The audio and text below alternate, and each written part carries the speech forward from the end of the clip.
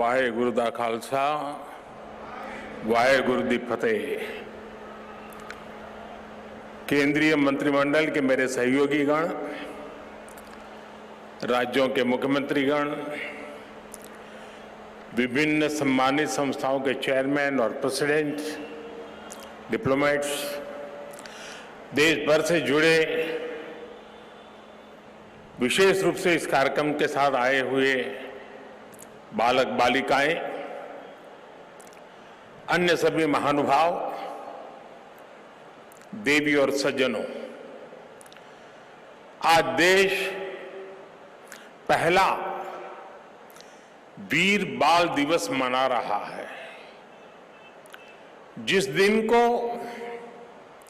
जिस बलिदान को हम पीढ़ियों से याद करते आए हैं, आज एक राष्ट्र के रूप में उसे एकजुट नमन करने के लिए एक नई शुरुआत हुई है।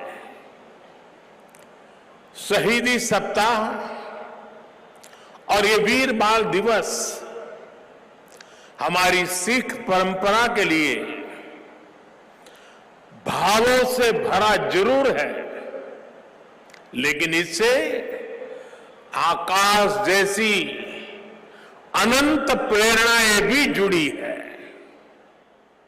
वीर बाल दिवस हमें याद दिलाएगा कि शौर्य की पराकाष्ठा के समय कम आयु मायने नहीं रखती। वीर बाल दिवस हमें याद दिलाएगा कि 10 गुरुओं का योगदान क्या है, देश के स्वाभिमान के लिए सिख परंपरा का बलिदान क्या है। वीर बाल दिवस हमें बताएगा कि भारत क्या है, भारत की पहचान क्या है। हर साल वीर बाल दिवस का ये पुण्य अवसर हमें अपने अतीत को पहचानने और आने वाले भविष्य का निर्माण करने की प्रेरणा देगा। भारत की युवा पीढ़ी का सामर्थ्य क्या है, भारत की युवा पीढ़ी ने कैसे अतीत में देश की रक्षा की है, मानवता के कितने घोर प्रघोर अंधकारों से हमारी युवा पीढ़ी ने भारत को बाहर निकाला है। वीर बाल दिवस आने वाले दशकों और सदियों के लिए ये उद्घोष करेगा। मैं आज इस अवसर पर वीर साहिबजादों के चरणों में नमन करते हुए उन्हें कृतज्ञ श्रद्धांजलि अर्पित करता हूं। इसे मैं अपनी सरकार का सौभाग्य मानता हूं कि उसे आज 26 दिसंबर के दिन को वीर बाल दिवस के तौर पर घोषित करने का मौका मिला। मैं पिता दशमेश गुरु गोविंद सिंह जी और सभी गुरुओं के चरणों में भी भक्ति भाव से प्रणाम करता हूं।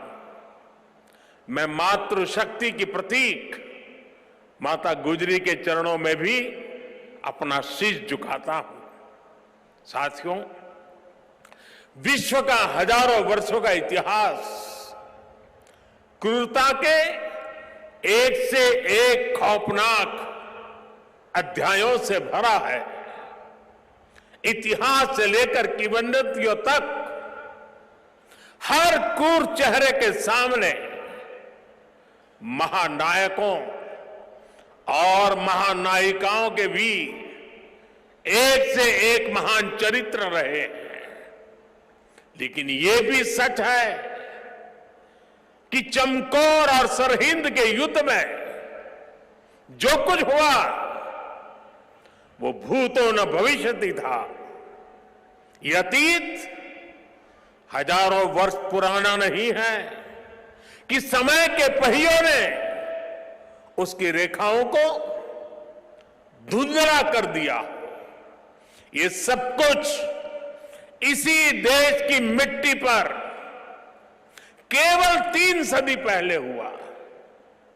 एक और धार्मिक कट्टरता, और उस कट्टरता में अंधी इतनी बड़ी मुगल सल्तनत, दूसरी ओर ज्ञान और तपस्या में तपे हुए हमारे गुरु, भारत के प्राचीन मानवीय मूल्यों को जीने वाली परंपरा, एक और आतंक की पराकाष्ठा, तो दूसरी ओर अध्यात्म का शीर्ष, एक और मजहबी उन्माद, तो दूसरी ओर सब में ईश्वर देखने वाली उदारता, और इस सब के बीच एक और लाखों की फौज, और दूसरी ओर अकेले होकर भी निडर खड़े गुरु के वीर साहबजादे। ये वीर साहबजादे किसी धमकी से डरे नहीं, किसी के सामने झुके नहीं। जोरावर सिंह साहब और फतेह सिंह साहब दोनों को दीवार में जिंदा चुनवा दिया गया। एक और नृशंसता ने अपनी सभी सीमाएं तोड़ दी, तो दूसरी ओर धैर्य, शौर्य, पराक्रम के भी सभी प्रतिमान टूट गए। साहिबजादा अजीत सिंह और साहिबजादा जुझार सिंह ने भी बहादुरी की वो मिसाल कायम की जो सदियों को प्रेरणा दे रही है। भाइयों और बहनों, जिस देश की विरासत ऐसी हो, जिसका इतिहास ऐसा हो, उसमें स्वाभाविक रूप से स्वाभिमान और आत्मविश्वास कूट कूट कर भरा होना चाहिए। लेकिन दुर्भाग्य से हमें इतिहास के नाम पर वो गढ़े हुए नैरेटिव बताए और पढ़ाए जाते रहे, जिनसे हमारे भीतर हीन भावना पैदा हो। बावजूद इसके हमारे समाज ने, हमारी परंपराओं ने इन गौरव गाथाओं को जीवंत रखा। साथियों, अगर हमें भारत को भविष्य में सफलता के शिखरों तक ले जाना है, तो हमें अतीत के संकुचित नजरियों से भी आजाद होना पड़ेगा। इसलिए आजादी के अमृत काल में देश ने गुलामी की मानसिकता के मुक्ति का प्रण फूंका है। वीर बाल दिवस देश के उन पंच प्राणों के लिए प्राणवायु की तरह है। साथियों, इतनी कम उम्र में साहबजादों के इस बलिदान में हमारे लिए एक और बड़ा उपदेश छिपा हुआ है। आप उस दौर की कल्पना करिए, औरंगजेब के आतंक के खिलाफ, भारत को बदलने के उसके मंसूबों के खिलाफ गुरु गोविंद सिंह जी पहाड़ की तरह खड़े थे। लेकिन जोरावर सिंह साहब और फतेह सिंह साहब जैसे कम उम्र के बालकों से औरंगजेब और उसकी सल्तनत की क्या दुश्मनी हो सकती थी। दो निर्दोष बालकों को दीवार में जिंदा चुनवाने जैसी दरिंदगी क्यों की गई?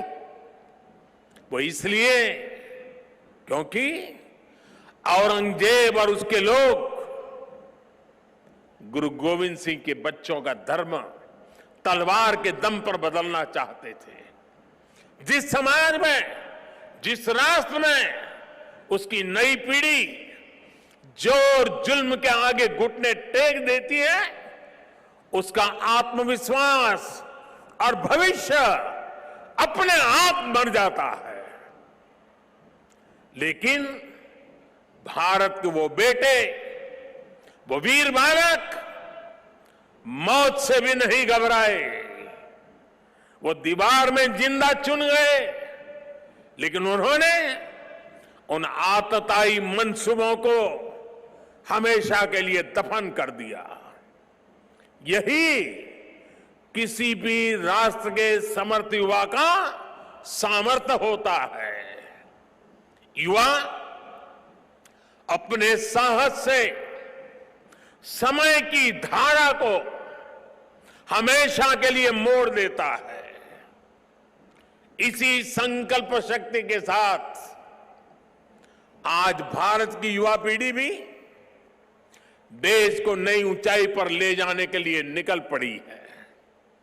और इसलिए अब 26 दिसंबर को वीर बाल दिवस की भूमिका और भी अहम हो गई है। साथियों, सिख गुरु परंपरा केवल आस्था और आध्यात्म की परंपरा नहीं है, ये एक भारत श्रेष्ठ भारत के विचार का भी प्रेरणा पुंज है। हमारे पवित्र गुरु ग्रंथ साहब से बड़ा इसका उदाहरण और क्या हो सकता है। इसमें सिख गुरुओं के साथ साथ भारत के अलग अलग कोणों से 15 संतों और 14 रचनाकारों की वाणी समाहित है। इसी तरह आप गुरु गोविंद सिंह जी की जीवन यात्रा को भी देखिए। उनका जन्म पूर्वी भारत में पटना में हुआ। उनका कार्यक्षेत्र उत्तर पश्चिमी भारत के पहाड़ी अंचलों में रहा और उनकी जीवन यात्रा महाराष्ट्र में पूरी हुई। गुरु के पंच प्यारे भी देश के अलग अलग हिस्सों से थे।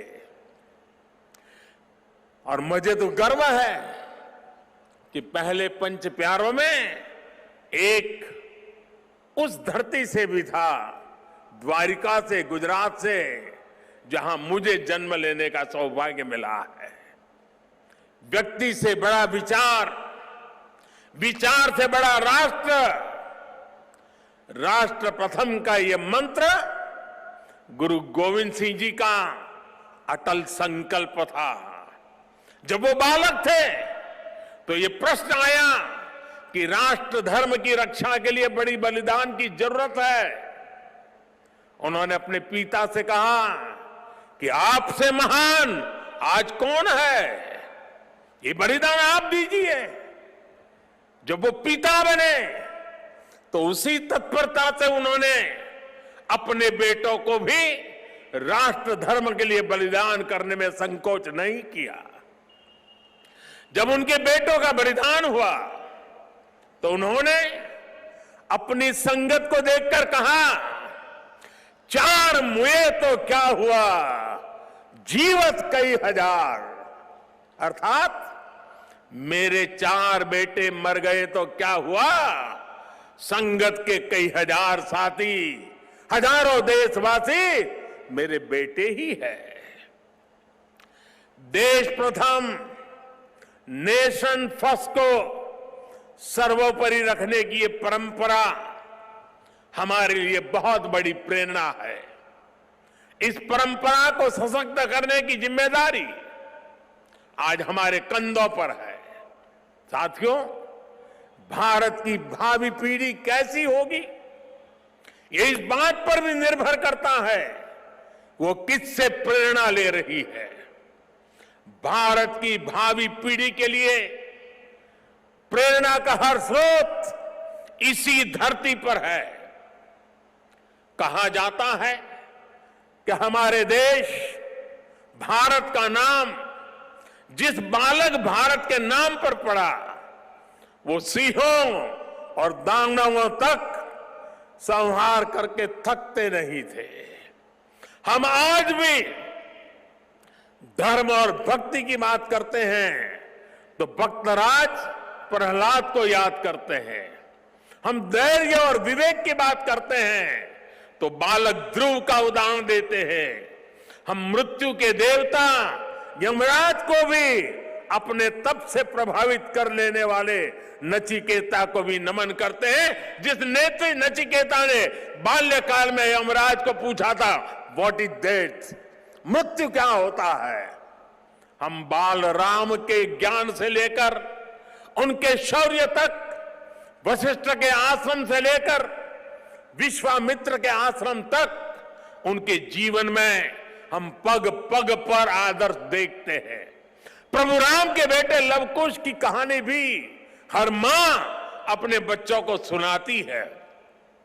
श्री कृष्ण भी हमें जब याद आते हैं तो सबसे पहले कान्हा की वो छवि याद आती है, जिनकी बंशी में प्रेम के स्वर भी है और वो बड़े बड़े राक्षसों का संहार भी करते हैं।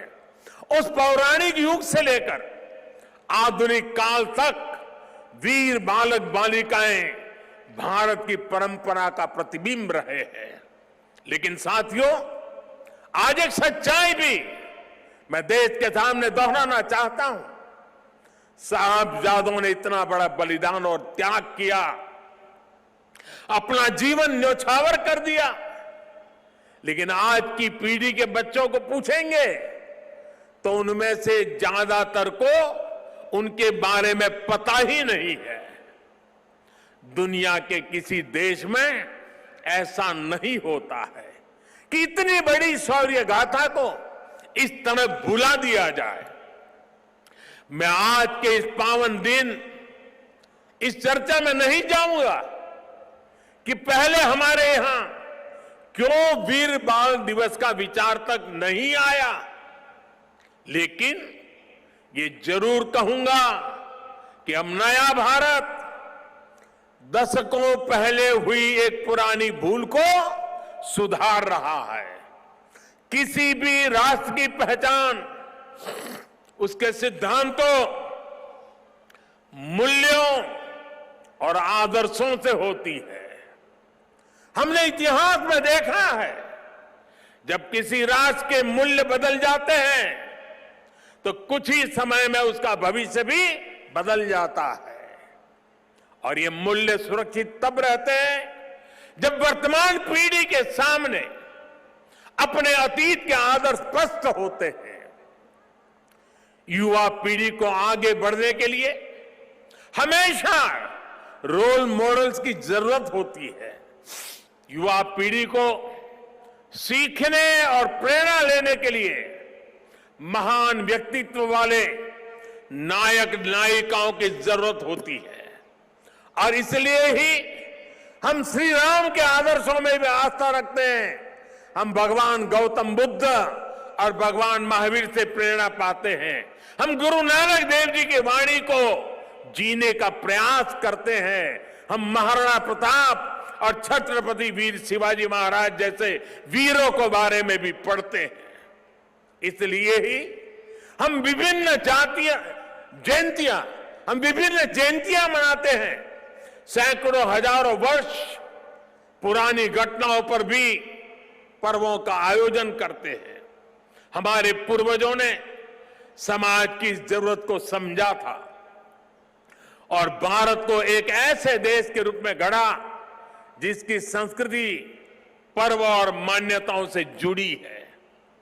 आने वाली पीढ़ियों के लिए यही जिम्मेदारी हमारी भी है। हमें भी उस चिंतन और चेतना को चिरंतर बनाना है। हमें अपने वैचारिक प्रवाह को अक्षुण्ण रखना है। इसलिए आजादी के अमृत महोत्सव में देश स्वाधीनता संग्राम के इतिहास को पुनर्जीवित करने के लिए प्रयास कर रहा है। हमारे स्वाधीनता सेनानियों के, वीरांगनाओं के, आदिवासी समाज के योगदान को जन जन तक पहुंचाने के लिए हम सब काम कर रहे हैं। वीर बाल दिवस जैसी पुण्यतिथि इस दिशा में प्रभावी प्रकाश स्तंभ की भूमिका निभाएगी। साथियों, मुझे खुशी है कि वीर बाल दिवस से नई पीढ़ी को जोड़ने के लिए जो क्विज कंपटीशन हुआ, जो निबंध प्रतियोगिता हुई, उसमें हजारों युवाओं ने हिस्सा लिया है। जम्मू कश्मीर हो, दक्षिण में पुडुचेरी हो, पूर्व में नागालैंड हो, पश्चिम में राजस्थान हो, देश का कोई कोना ऐसा नहीं है जहां के बच्चों ने इस प्रतियोगिता में हिस्सा लेकर के साहबजादों के जीवन के विषय में जानकारी न ली हो, निबंध न लिखा हो। देश के विभिन्न स्कूलों में भी साहबजादों से जुड़ी कई प्रतियोगिताएं हुई है।